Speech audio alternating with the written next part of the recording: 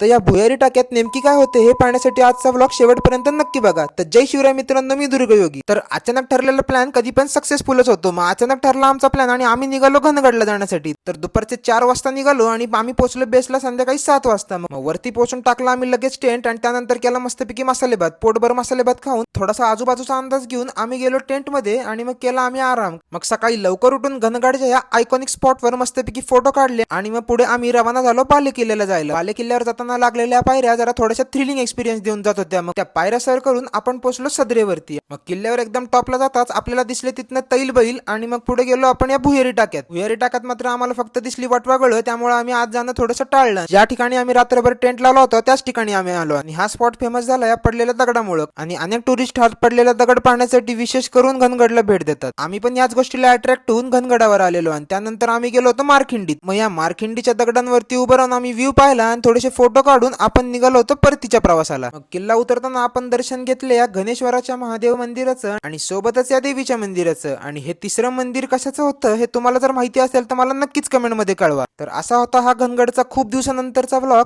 कसा वाटला नक्कीच कमेंट मध्ये कळवा आणि जाता जाता फॉलो करायला विसरू नका.